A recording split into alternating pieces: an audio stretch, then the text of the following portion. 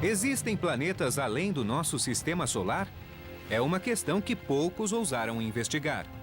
No início, a busca por planetas alienígenas era má vista pela comunidade científica. Centenas de mundos exóticos já foram catalogados, mas poderia algum deles abrigar vida extraterrestre? Os planetas descobertos até hoje são monstruosos. Seríamos incinerados imediatamente, antes de termos a chance de conhecer o planeta. Mas alguns planetas parecem promissores.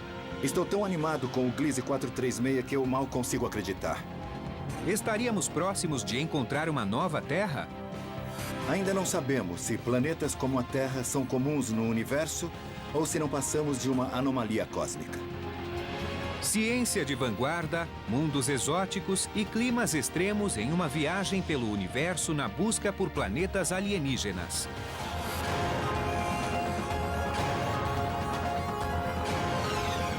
O Universo. Planetas alienígenas.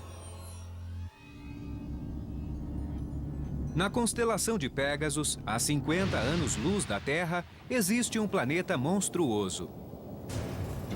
Esse gigante gasoso superquente do tamanho de Júpiter leva 4 dias para orbitar sua estrela-mãe. Conhecido como 51 Pégase B, foi o primeiro planeta extrasolar descoberto pelo homem no ano de 1995. Essa incrível descoberta foi apenas o primeiro passo da humanidade na busca por um planeta semelhante ao nosso. O objetivo final dos astrônomos é encontrar outro planeta Terra. Antes de tudo, o que nós queremos entender é onde a Terra se encaixa no grande contexto do universo e adoraríamos encontrar outras terras. Mas o grande problema é detectar esses pequenos pedaços de rocha pouco luminosos.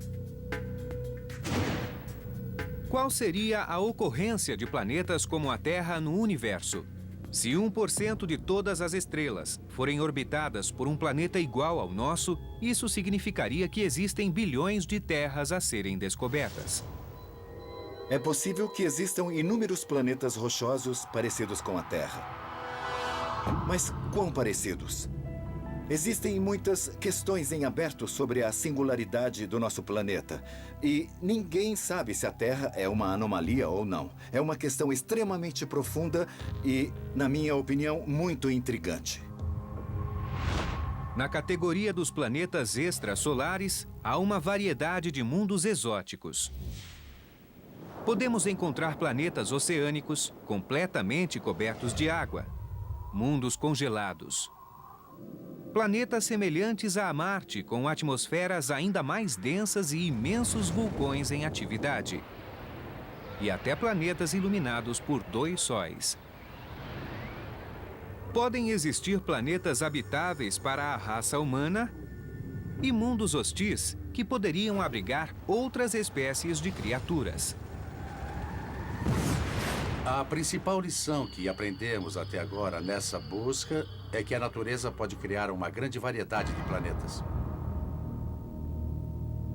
A descoberta de outra Terra indicaria que planetas como o nosso são comuns no universo. Isso significaria a presença de vida em outras partes do cosmos. Mas a maioria dos 200 planetas extrasolares detectados até hoje parece hostil para a vida como a conhecemos. Até agora encontramos 3 categorias de planetas. Primeiro, temos os planetas de órbita muito curta e que são extremamente quentes. Também temos os planetas gelados de órbitas longas. E temos os planetas com órbitas excêntricas, que ora se aproximam, ora se afastam de suas estrelas-mãe, alternando temperaturas muito altas e muito baixas. Ainda não encontramos planetas com plantas e florestas. Na verdade, não encontramos nenhum planeta dentro de uma zona habitável que possua água líquida na superfície e outras condições agradáveis. Nossa referência de planeta habitável é a Terra. É o lugar ideal. Nós temos ar respirável, temperaturas agradáveis e água. Mesmo em nosso sistema, não há outros planetas habitáveis. Os planetas descobertos até hoje são monstruosos. Ou seja, são hostis. Seria o planeta Terra, com a sua superfície rochosa, oceanos e vida abundante, apenas uma maravilha planetária única no universo? As descobertas feitas até hoje ainda não podem elucidar tal questão, mas trouxeram reconhecimento ao que já foi considerado uma busca inútil. Apesar de muitos acreditarem na existência de outros planetas na imensidão do universo, localizá-los era considerado além do alcance da ciência moderna. Há apenas algumas décadas, os cientistas que buscavam planetas extrasolares eram ridicularizados pela comunidade científica. A busca por planetas extrasolares durante os anos 80 e 90 não era considerada uma coisa séria pelos pesquisadores tradicionais. Nos anos 80, o astrônomo Jeff Marcy passava por uma crise profissional. Sua pesquisa sobre campos magnéticos estelares alcançara um beco sem saída, fazendo-o questionar sua capacidade como cientista. Quando comecei a investigar planetas extrasolares, eu achava que minha carreira havia chegado ao fim. Eu achava que não havia esperança para mim como cientista e achava que a minha única opção era tentar algo diferente e tentar fazer um experimento que todos achavam que não daria certo, a busca por planetas extrasolares, e ninguém acreditava que encontraríamos alguma coisa. Antes de dar início à busca, Jeff Marcy, seu colega Paul Butler e outros astrônomos pioneiros tiveram de aperfeiçoar os métodos de localização de planetas. Estrelas são detectadas através de telescópios convencionais. Mas localizar um planeta requer engenhosidade e paciência. Diferente das estrelas, os planetas são pequenos e emitem pouca luz. O maior planeta de nosso sistema solar, Júpiter, é 1000 vezes menor que o Sol e 10 bilhões de vezes menos brilhante. O que dificulta localizar um planeta ao redor de uma estrela é o fato de o planeta ser bem menos brilhante do que a estrela. A estrela brilha tanto que esconde totalmente o planeta, que é muito mais escuro. Ofuscados pelo brilho estelar, os astrônomos perceberam que, apesar de não enxergarem um planeta diretamente, poderiam detectar o efeito gravitacional exercido na estrela-mãe. Uma estrela sem planetas ficaria estática, enquanto uma estrela com planetas exibiria uma oscilação gravitacional. Costumamos dizer que os planetas orbitam o Sol e outras estrelas, mas isso não é verdade. Os planetas e as estrelas orbitam o centro de massa, ou seja, centro de gravidade comum. Mas o centro não fica na metade da distância entre dois corpos. Como em uma gangorra, o objeto maior fica mais próximo do centro da massa, equilibrando o sistema. Vejamos o Sol e Júpiter. O Sol é quase 1000 vezes maior que Júpiter. O Sol está aqui, o ponto de equilíbrio está aqui e Júpiter está lá bem longe, 1000 vezes mais distante. Isso significa que os planetas descrevem grandes órbitas ao redor do centro de massa, enquanto as estrelas descrevem órbitas muito menores, mas ainda assim detectáveis. Temos aqui um planeta orbitando uma estrela. Na verdade, ambos orbitam o centro de massa comum. Enquanto o planeta se move em sua órbita, a estrela também se move numa órbita inúmeras vezes menor. A estrela desloca-se um pouco e o planeta desloca-se muito. Tem um passatempo bastante incomum para um astrônomo. Faço malabarismo com fogo. Mas ao girar as bolas de fogo, posso simular perfeitamente a movimentação dos planetas. O movimento centrípeto da bola de fogo na corrente é muito parecido com o de um planeta sob a força da gravidade. A luz no meu pulso representa uma estrela e a bola de fogo representa um planeta. Como pode ver, a bola de fogo desenha um círculo amplo, enquanto o meu pulso desenha um círculo menor. É essa pequena oscilação de luz estelar que os cientistas usam para encontrar planetas extrasolares. Mas essa oscilação seria invisível sem o efeito Doppler, que faz com que o comprimento de uma onda aumente ou diminua, conforme a fonte emissora se afaste ou se aproxime do observador. Percebemos o efeito Doppler quando ouvimos o apito de um trem em movimento. Quando o trem se aproxima de nós, ouvimos um apito muito agudo. Então, na medida que o trem se afasta de nós, podemos perceber a frequência do som ficar cada vez mais fraca. Como as ondas sonoras, as ondas de luz também mudam de frequência ao se aproximarem ou se afastarem do observador. Ao se aproximarem, as ondas de luz ficam azuladas. Ao se afastarem, ficam mais avermelhadas. As ondas de luz se deslocam em direção ao azul, ao vermelho e de volta para o azul, enquanto a estrela oscila e se movimenta. A alteração é muito pequena. Mas é essa diferença que existe no comprimento das ondas de luz que se movem em nossa direção que nos permite detectar os planetas extrasolares. Utilizando essa técnica, Marcy e Butler passaram mais de 10 anos observando 120 estrelas próximas da Terra em busca de uma oscilação.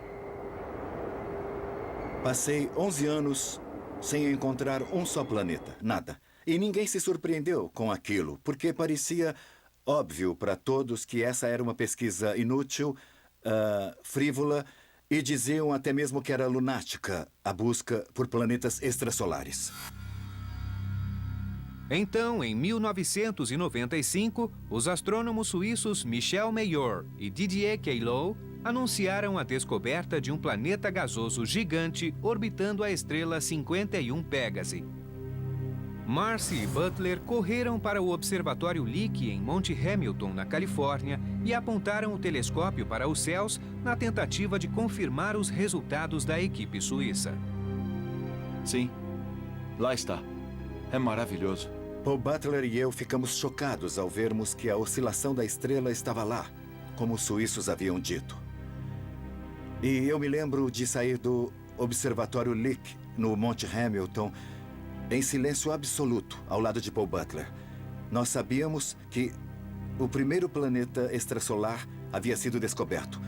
Aquele foi um momento muito emocionante para mim. Apesar da importância da descoberta, esse planeta extrasolar não seria batizado em homenagem aos deuses gregos e romanos. Ele receberia o nome de sua estrela-mãe, 51 Pégase, seguido da letra B minúscula.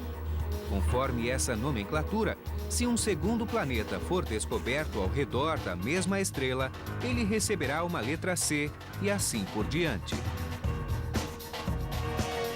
Apesar do nome despretensioso, a descoberta de 51 Pégase B revolucionou todo o nosso conhecimento sobre a natureza dos planetas.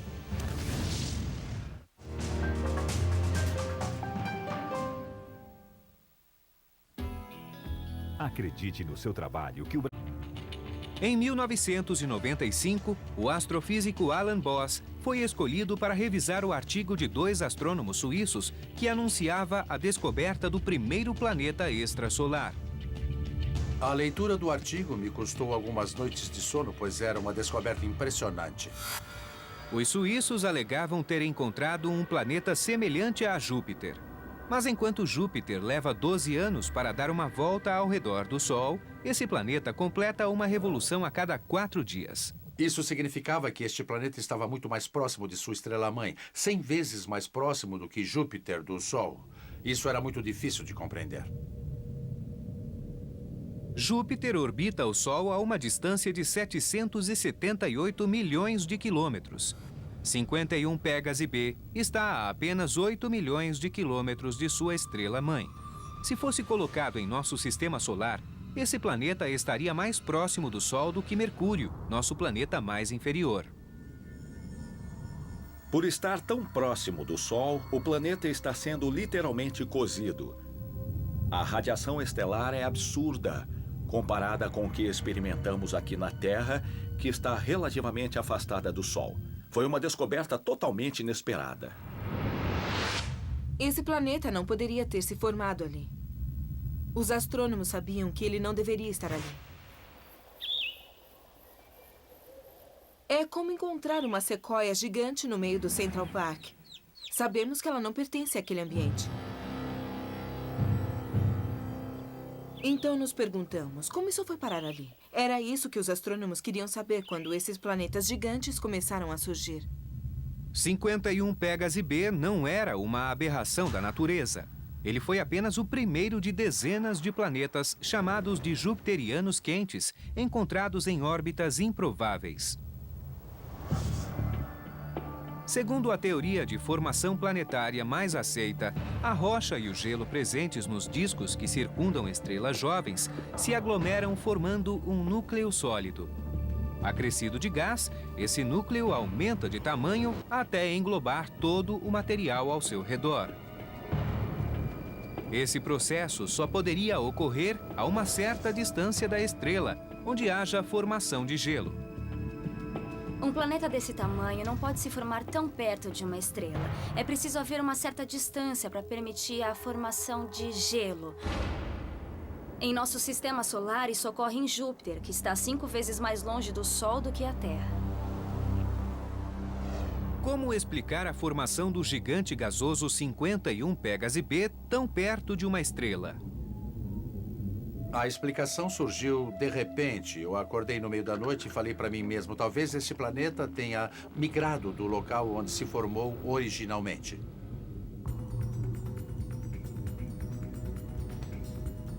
Hoje nós entendemos que a formação planetária é um processo quase caótico, é um lance de sorte onde inúmeros corpos celestes se formam, crescem e competem. Uma espécie de dança das cadeiras gravitacional, onde cada planeta compete por um espaço próprio. Nessa competição, alguns planetas são arremessados para fora do sistema, enquanto outros são lançados para o centro. Alguns planetas se chocam contra a estrela-mãe e são incinerados, enquanto outros sobrevivem em uma órbita próxima, porém estável. Esses sobreviventes são os jupiterianos quentes. Sim, eu acho que... A descoberta de um jupiteriano quente orbitando 51 Pégase fez com que Jeff Marcy e Paul Butler voltassem a analisar os dados coletados na década anterior. A equipe buscava oscilações longas causadas por planetas gigantes. Naquele momento, nós percebemos que devíamos analisar nossos dados de outra forma, buscando planetas de período curto e não só os planetas que levavam muito tempo para completar uma revolução. Isso nos levou a descobrir em nossas próprias anotações inúmeros planetas que ficaram escondidos durante anos.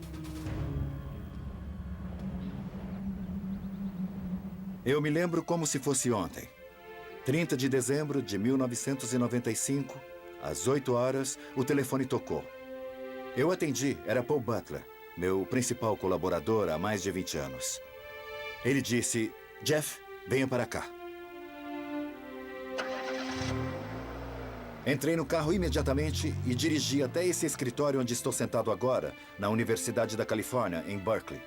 Ele apontou para a tela do computador e lá estava o gráfico, inconfundível, mostrando a oscilação da estrela 70 Virginis, movendo-se para cima e para baixo sem parar, exatamente como havíamos imaginado. A existência de um planeta que estava em nossos dados. Foi nesse momento que tivemos a comprovação. Arregalamos os olhos e percebemos que havíamos descoberto nosso primeiro planeta, o segundo planeta extrasolar a ser descoberto. 70 Virginis B está a 59 anos-luz da Terra na constelação de Virgem. Com uma massa no mínimo 7 vezes maior que a de Júpiter, esse planeta logo recebeu o título de peso pesado do universo conhecido. Ali, diante de nossos olhos, havia um planeta 7 vezes ou até mesmo 10 vezes maior que Júpiter, provando a teoria que, sim, a natureza podia criar planetas bem maiores do que os maiores planetas do nosso sistema solar. Diferente dos jupiterianos quentes, ele pertence a outra classe de mundos extrasolares, os gigantes excêntricos, planetas com órbitas alongadas ou excêntricas.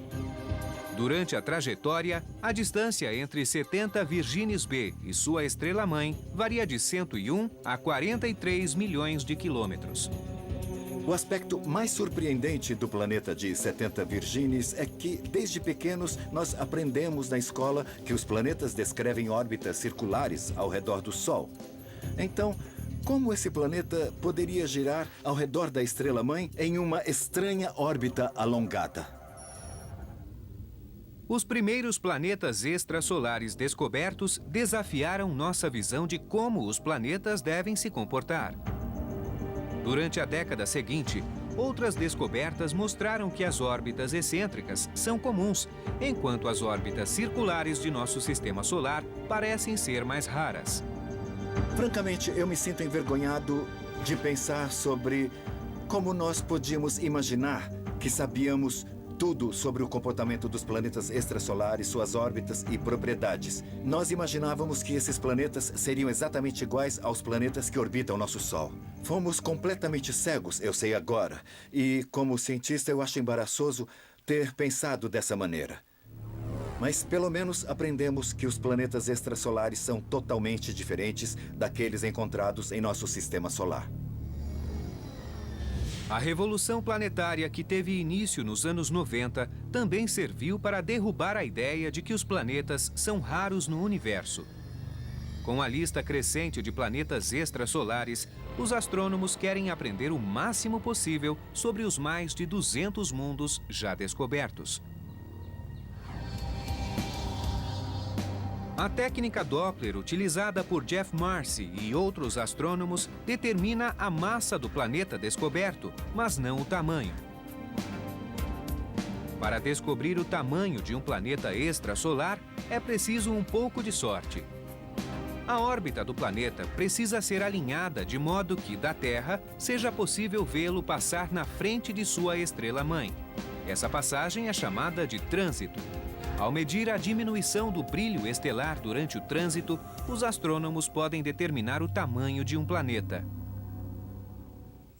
No outono de 2007, os astrônomos observavam o trânsito de um jupiteriano quente chamado 3-4. O planeta tinha aproximadamente a mesma massa de Júpiter e deveria ter o mesmo tamanho. Mas os astrônomos tiveram uma surpresa. O 3-4 era 2 vezes maior que Júpiter, tornando-se o maior planeta descoberto até então, uma espécie de Júpiter turbinado. Alguns planetas extrasolares são incrivelmente grandes, são verdadeiros gigantes. O que causaria isso seria uma fonte interna de calor que aumentaria a pressão dentro do planeta, fazendo com que ele se expanda. É o mesmo processo que acontece dentro da caldeira de um trem a vapor.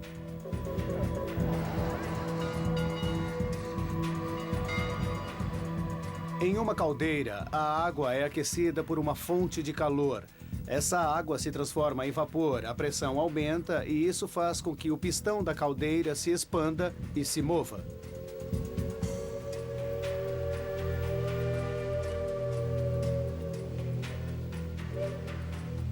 Se o gás não tivesse a propriedade de se expandir, os planetas não inflariam e esse trem a vapor jamais subiria essa montanha.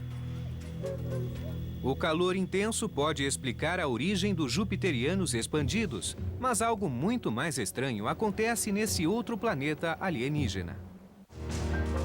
Unicular que conhecemos em... Na busca por planetas extrasolares, cada descoberta traz uma série de novas suposições científicas.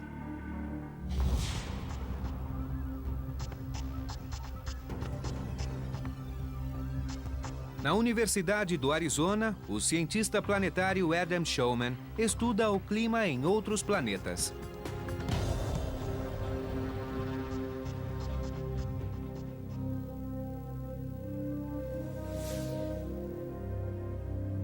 Recentemente, Shulman fez a primeira previsão do tempo de um planeta extrasolar, e o que ele encontrou foi um clima verdadeiramente alienígena. Esses ventos soprariam a 9.600 km por hora, ou quem sabe até mais. E isso é um verdadeiro absurdo comparado aos ventos do nosso sistema solar. Esse é o HD 189733b, um jupiteriano quente localizado a mais de 60 anos-luz da Terra. Ele está a apenas 4 milhões de quilômetros de sua estrela-mãe e completa uma revolução a cada 2 dias. Como prever o tempo em um planeta a 570 trilhões de quilômetros da Terra? Primeiro, determina-se a temperatura do planeta. Os cientistas sabem que um planeta tão próximo da estrela-mãe deve sofrer o efeito de maré, que faz com que a mesma face esteja sempre voltada para a estrela. Um lado seria banhado pela luz quente do Sol alienígena, enquanto o outro permaneceria mergulhado na escuridão eterna. Sem correntes de vento, isso significaria que o lado banhado em luz seria muito, muito quente e o lado escuro seria muito, muito frio. Na primavera de 2007, cientistas utilizaram o telescópio espacial Spitzer, que capta ondas infravermelhas de calor, para gerar um mapa das temperaturas nas duas faces desse planeta. Esse é o primeiro mapa já feito de um planeta extrasolar. Ele nos mostra que o lado diurno do planeta queima a uma temperatura de 815 graus Celsius. Nenhuma surpresa, considerando a proximidade entre o planeta e sua estrela-mãe. O surpreendente foi a alta temperatura detectada no lado escuro do planeta. Apesar de estar em total escuridão, sua temperatura é de 500 graus Celsius. Alguma coisa estaria distribuindo o calor pela atmosfera do planeta, carregando energia termal do lado claro ao lado escuro do planeta. Com base no conhecimento climático de nosso sistema solar, Showman descobriu a causa do fenômeno. Após analisar os números, ele percebeu que esse planeta alienígena apresenta correntes de ar de proporções gigantescas. Ventos de 9.600 km por hora, jamais vistos em nosso sistema solar. Os ventos terrestres são os mais fracos do sistema solar, com uma média de 32 km por hora. Os gigantes gasosos do sistema solar apresentam ventos mais rápidos do que a Terra por não terem uma superfície de atrito que reduza a velocidade dos ventos. Em Júpiter e Saturno, os ventos chegam a centenas de quilômetros por hora. 10 vezes menos do que os jupiterianos quentes. A temperatura nos jupiterianos quentes pode ser elevada, mas não se compara ao clima catastrófico dessa outra classe de planetas extrasolares, os gigantes excêntricos. Esse é o HD 80606b, um planeta gasoso gigante localizado a 200 anos-luz da Terra, que orbita uma estrela na constelação de Ursa Maior. Um ano nesse estranho planeta dura 111 dias e ele possui a órbita mais excêntrica dos planetas conhecidos. Em uma órbita quase circular, a distância da Terra ao Sol muda pouco ao longo do ano, variando apenas 6 milhões de quilômetros. Mas durante a trajetória do planeta HD 80606b, sua distância até a estrela-mãe varia de 4 a 125 milhões de quilômetros, uma diferença de 121 milhões de quilômetros. Essa órbita exótica gera um clima totalmente desequilibrado. A temperatura sobe centenas de graus em questão de poucas horas, causando tempestades gigantescas. Enquanto o planeta orbita a estrela-mãe, o Sol alienígena se torna cada vez maior nos céus. Existe uma grande quantidade de calor de um lado, enquanto o outro lado está em total escuridão. Isso causa uma forte tempestade, uma onda de choque ao redor do planeta que se move na velocidade de um jato supersônico. Esse violento furacão atravessa o planeta em apenas 12 horas. Quando a onda de choque diminui, a atmosfera superaquecida forma um vórtex gigante que cobre todo um hemisfério, formando uma grande mancha vermelha. Quando o planeta se distancia da estrela-mãe, a tempestade perde força e intensidade. Mas nesse estranho planeta, a calmaria não dura muito tempo. A cada 111 dias, a tempestade retorna e o violento ciclo tem início novamente. É mais estranho que qualquer coisa já vista em nosso sistema solar. Se estivéssemos lá, seríamos incinerados imediatamente, antes de termos a chance de conhecer o planeta.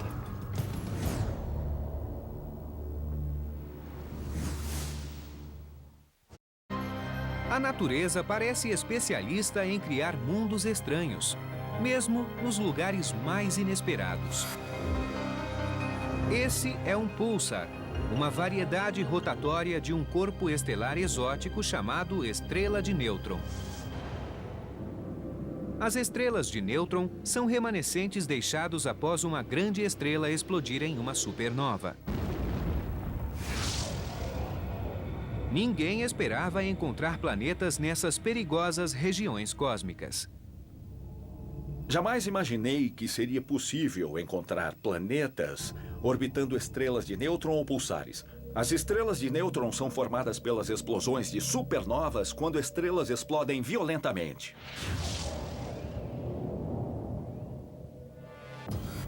Então, qualquer planeta que estivesse próxima de uma estrela dessas também explodiria. Mas no início da década de 90, astrônomos descobriram 2 planetas rochosos orbitando um pulsar a 1.200 anos-luz da Terra. Sua descoberta é anterior à de 51 Pégase B, tornando-os tecnicamente os primeiros planetas extrasolares detectados. Mas, por orbitarem estrelas tão estranhas, muitos astrônomos consideram os planetas de púlsares como uma categoria separada. Os planetas pulsares são muito interessantes. Eles possuem uma massa muito pequena e têm um tamanho similar ao da Terra. Eles pertencem a uma categoria de planetas muito exóticos e interessantes, mas não são os mais estudados. Muitos planetas teriam se formado a partir do mesmo disco de gás e poeira que suas estrelas-mãe, mas os planetas de púlsares teriam outra origem. Esses planetas devem ter se formado após a explosão da supernova. O que é muito estranho, pois imagina-se que todo o material tenha explodido, mas uma parte desses fragmentos deve ter formado um disco e partes desse disco se uniram formando planetas. É surpreendente, mas ainda não compreendemos completamente esse processo. Apesar de os planetas de púlsares terem superfícies rochosas, é improvável que abriguem vida e qualquer visita de um ser humano teria curta duração. Enquanto o púlsar gira, ele emite raios de partículas carregadas como um canhão giratório de radiação. Ficar na superfície de um planeta de pulsar seria muito perigoso. Haveria uma nuvem de radiação por toda a parte, um vendaval de partículas e ondas.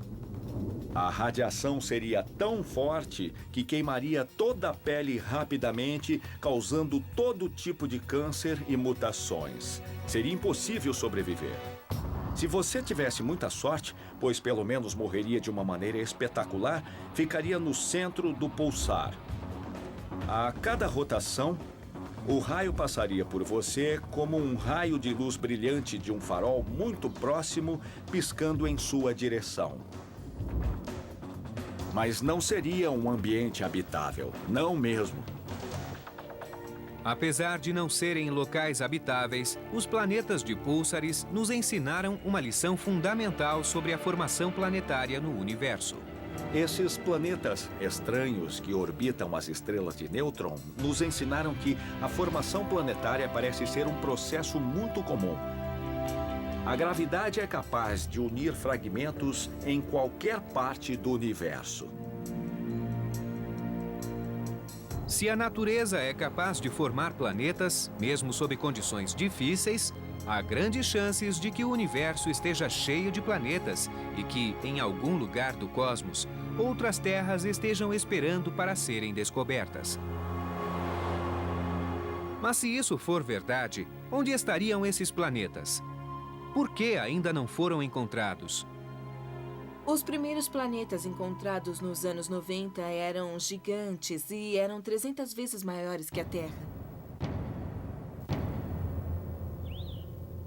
Não é surpresa que tenhamos encontrado os planetas maiores primeiro. Assim como as sequoias gigantes, eles eram fáceis de serem avistados a grandes distâncias. Quando encontramos uma estrela orbitada por apenas um grande planeta solitário, é bastante possível que ele não esteja sozinho. Pode haver uma série de planetas, asteroides e cometas ao redor dessa estrela. Mas os astrônomos continuam investigando os sistemas extrasolares e estão cada vez mais próximos de encontrarem planetas como a Terra. Esse é Gliese 436b, um planeta 20 vezes maior que a Terra, com a mesma massa e tamanho de Netuno. Ele orbita uma estrela a 30 anos-luz da Terra na constelação de Leão. Estou tão animado com Gliese 436 que eu mal consigo acreditar. É a descoberta mais importante depois de 51 Pégase B. Talvez ela seja a mais importante de todas. O motivo de tanta animação é o fato de este planeta apresentar uma densidade de 2,1 gramas por centímetro cúbico. O que isso quer dizer? É um número espetacular, pois toda criança aprende na escola que a densidade da água é de 1 grama por centímetro cúbico. E nós também sabemos que uma rocha comum possui a densidade de 5 gramas por centímetro cúbico. Nós sabemos que esse planeta, próximo à estrela 436, é composto de uma mistura de rocha e de água. Um planeta composto de água e rocha soa muito parecido com a Terra. Mas existe tanta água em Gliese que dificilmente haveria terras expostas. E não seria fácil nadar nos oceanos desse planeta. Apesar de existir uma camada de água líquida na superfície, nas profundezas a situação é bem diferente. Há tanta água que a força gravitacional das moléculas de água as pressiona em direção ao núcleo do planeta, comprimindo a água de forma que as moléculas encostem umas nas outras. É um tipo de água muito estranho que chamamos de gelo, apesar de não ser frio, pois as moléculas de água se arranjam em uma estrutura parecida com a do gelo, sob efeito daquela pressão. Obviamente, Gliese 436b não se parece muito com a Terra. Mas e esse outro planeta extrasolar? O que tornaria um planeta alienígena parecido com a Terra? Ele deve ser constituído de rocha e ter água suficiente para formar oceanos sem cobrir totalmente os continentes. Além disso, ele deve estar na zona habitável da estrela-mãe. A zona habitável é a região do espaço a uma determinada distância de uma estrela que permite a ocorrência de água líquida. Se aproximarmos a Terra do Sol, os oceanos evaporariam e não haveria vida. Se afastarmos a Terra do Sol, os oceanos congelariam e também não haveria vida. Em nosso sistema solar, a zona habitável vai da órbita de Marte até a órbita de Vênus. Mas a zona habitável em sistemas alienígenas pode variar dependendo do calor da estrela. Hoje, nossa principal esperança na busca por planetas habitáveis como a Terra são as estrelas frias e pouco brilhantes chamadas anãs vermelhas. As anãs vermelhas são estrelas muito especiais. Se o nosso Sol fosse uma lâmpada de 100 watts, uma anã vermelha seria uma lâmpada de 10 watts. Isso significa que um planeta poderia ter água líquida sem congelar, mas também sem esquentar, estando próximo dessas estrelas. E os planetas próximos de suas estrelas são mais fáceis de serem detectados com as técnicas atuais. Ao redor de uma dessas anãs vermelhas, chamada Gliese 876, já foram encontrados 3 planetas. 2 deles são gigantes gasosos, mas o terceiro, Gliese 876d, é um dos menores planetas descobertos até hoje, 6 ou 7 vezes maior que a Terra. Além disso, ele está no limite da zona habitável da estrela. O período orbital desse planeta dura 1,9 dias. Mas, graças à pouca luminosidade da estrela-mãe, o planeta está bem no limite do que seria sua zona habitável. Pode haver uma região, uma pequena parte na outra face do planeta, onde a temperatura seja ideal para a existência de água líquida. Quando esse planeta foi descoberto, cientistas o consideraram a primeira das superterras. 7 vezes a massa da Terra é muito próximo ao tamanho do nosso planeta. É possível que ele seja um planeta rochoso com uma atmosfera densa. Mas ainda não é possível afirmar se esse é um planeta rochoso. Como o Gliese 436b, ele pode estar coberto de água superdensa. Chamá-lo de superterra é sugerir que este planeta é um primo próximo da nossa Terra. Eu o vejo, na verdade, mais como um primo distante, não totalmente sem parentesco, mas um tanto distante. Ele é mais parecido com Netuno, que possui um grande núcleo rochoso, mas é cercado por um grande corpo de água. Mas a corrida continua para descobrir o primeiro planeta igual à Terra. Na Universidade do Arizona, o astrônomo Laird Close espera capturar a primeira imagem de uma Terra extrasolar. Mas para isso, será preciso um grande avanço na tecnologia de telescópios. No laboratório de espelhos do Observatório Stewart, em um espaço debaixo do estádio de futebol da universidade, engenheiros desenvolvem a próxima geração de supertelescópios.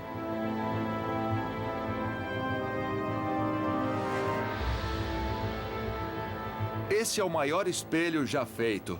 Ele tem 8,4 metros de comprimento, mas apenas 1/7 do tamanho necessário para o telescópio gigante Magalhães.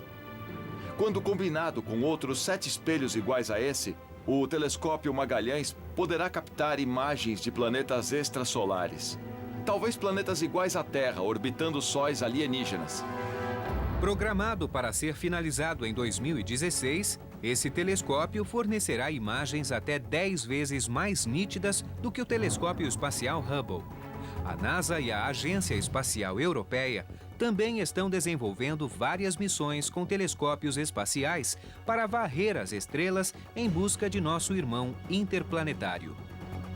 Será uma grande emoção para a raça humana quando descobrirmos que, ao redor daquelas luzinhas que vemos no céu à noite, existem planetas como a Terra, orbitando sóis alienígenas.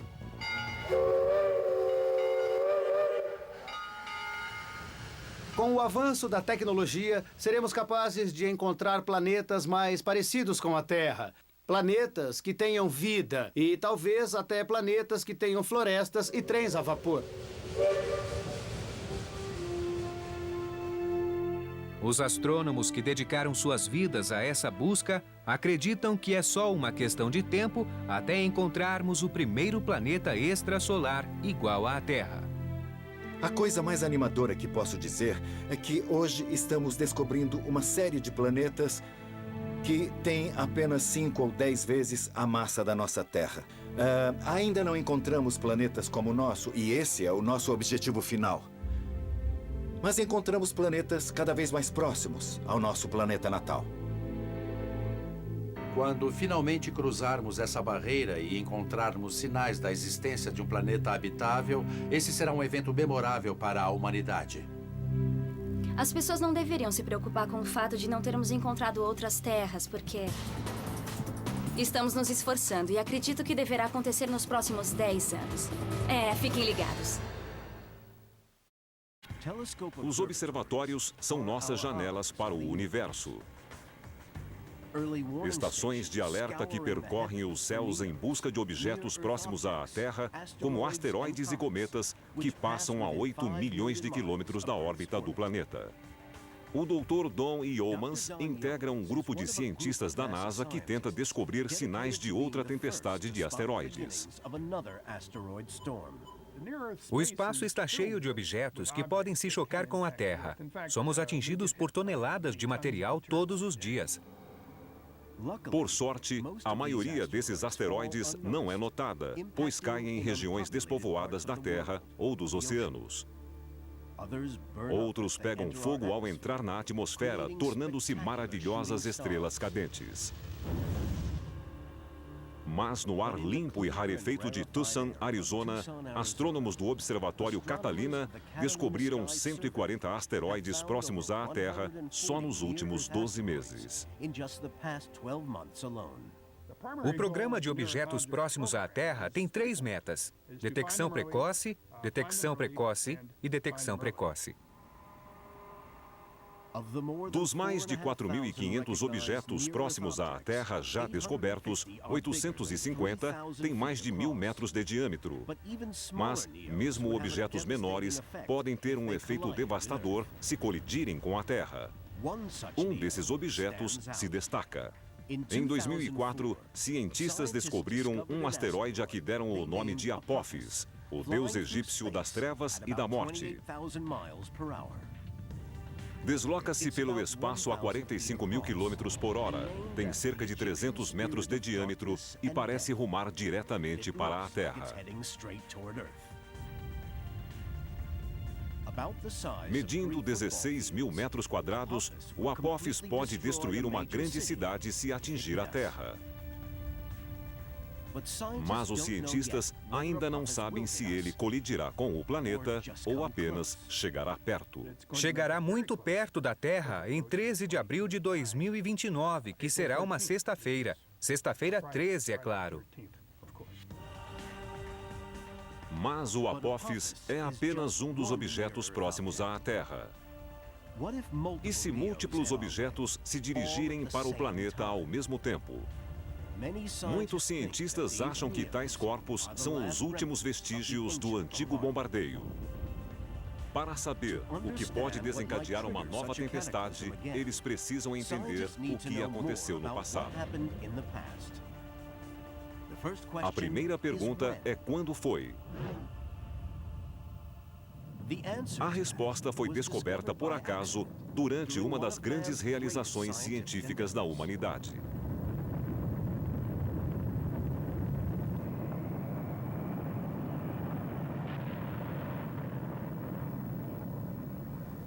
Até as viagens à Lua de 1969 a 1972, os cientistas sabiam um pouco sobre a composição da superfície lunar. Aqui é a base Tranquility. A Águia pousou. Entendido, Tranquility. Estão sobre o solo.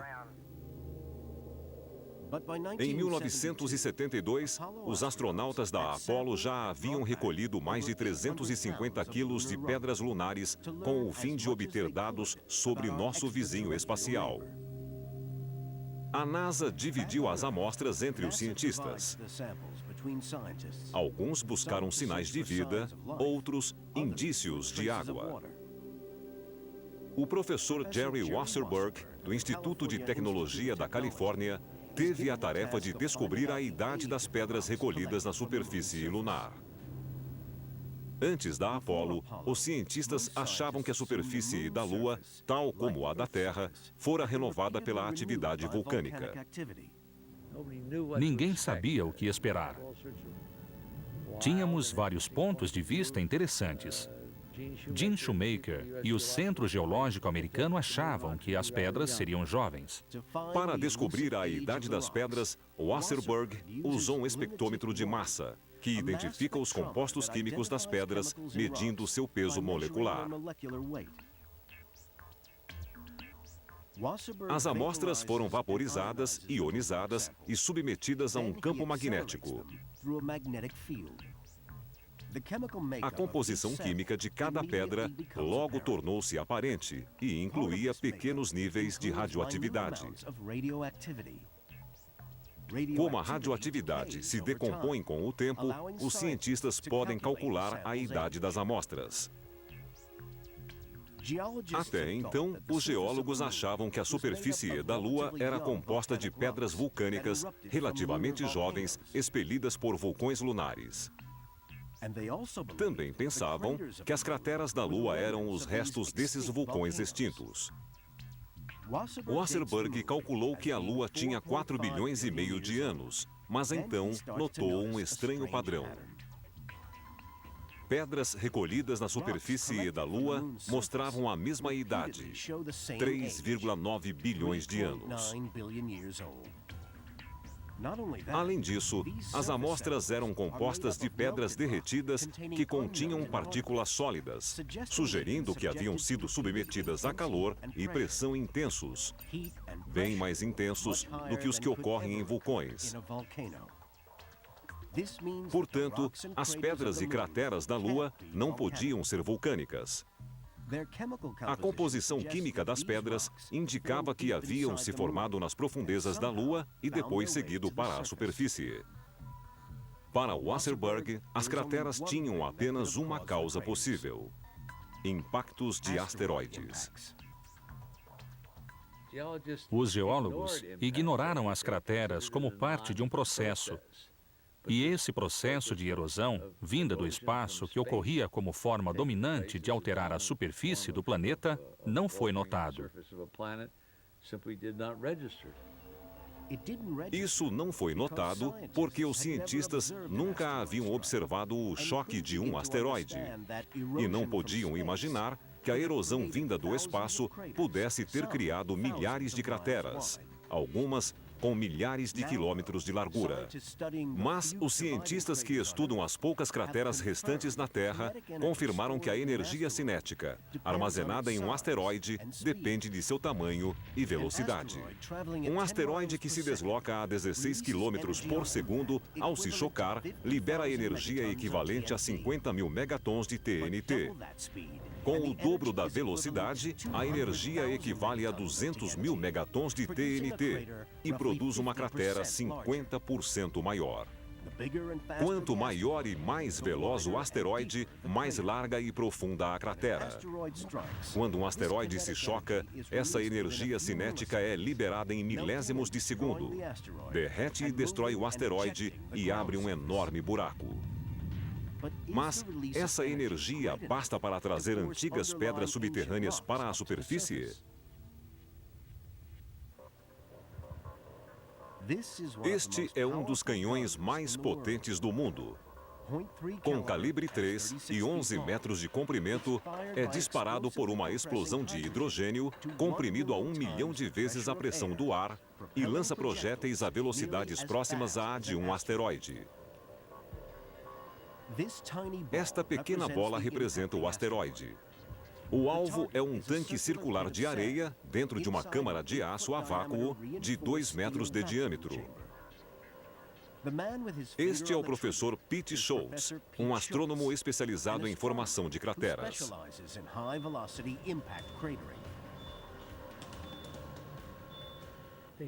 A meta é fazer o projétil ir fundo e trazer o material para fora e para cima.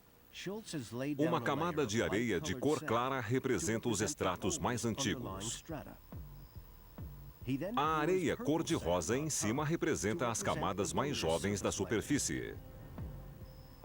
Se Schultz estiver certo, os projéteis inverterão completamente as camadas e a areia de cor clara terminará em cima. O canhão e a câmara-alvo datam dos anos 60. E a sala de controle onde se dá o disparo parece familiar para quem já assistiu a um antigo filme de James Bond.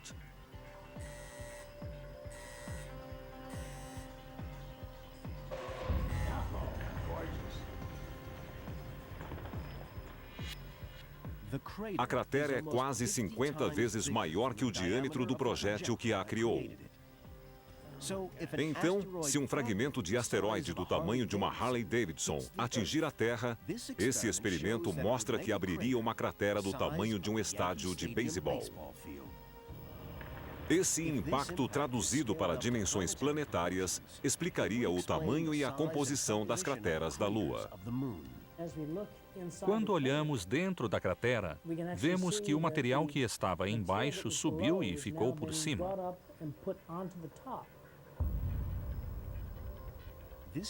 Essa demonstração revela que o choque de um asteroide pode levar as camadas subterrâneas de pedras para a superfície de um planeta.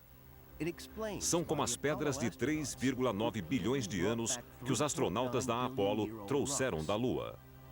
Com base na idade dessas pedras, Wasserburg propôs a teoria radical de que quase todas as 300 mil crateras da Lua foram causadas por uma tempestade de asteroides há 3,9 bilhões de anos.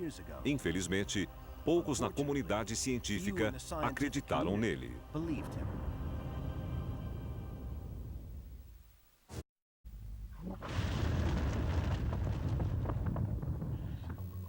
Na década de 70, o professor Jerry Wasserburg propôs a teoria de que há 3,9 bilhões de anos, a Lua foi bombardeada por uma tempestade de asteroides.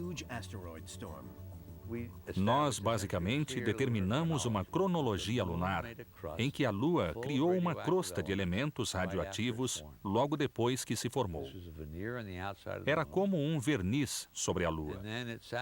Depois, permaneceu como estava durante meio bilhão de anos. Então, projéteis muito grandes caíram, projéteis enormes, e abriram buracos na superfície de 500 a 1.000 quilômetros de diâmetro. Revolveram a superfície da Lua e depois pararam de cair. A teoria do bombardeio era muito controvertida na comunidade científica. Quase ninguém concordou com Wasserburg. O nível de antagonismo e hostilidade em relação a essa ideia foi enorme.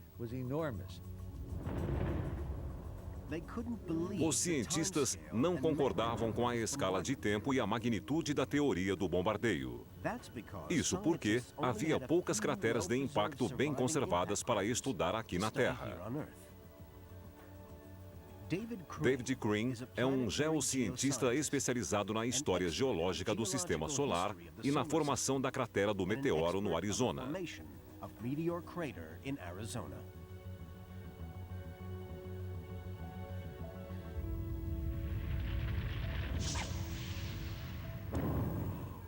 Quando caiu, o asteroide provocou uma explosão que escavou e depositou no terreno em volta cerca de 75 milhões de toneladas métricas de rocha.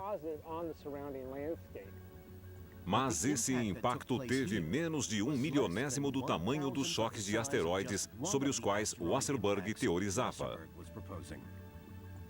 Muitos geólogos se negaram a acreditar que quase todas as crateras na Lua haviam sido causadas por asteroides, pois parecia catastrófico demais. Então se dedicaram a procurar falhas na teoria de Wasserburg, a começar pelos métodos de amostragem lunar.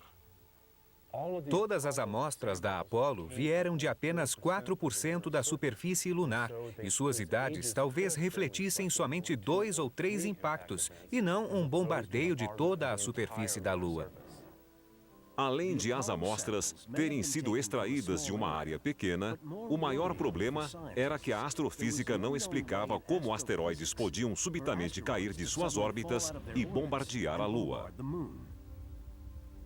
Não havia um mecanismo que explicasse, como disse meu colega George Wetherall, por que os asteroides ficaram parados lá durante meio bilhão de anos e de repente caíram. Eu não sabia.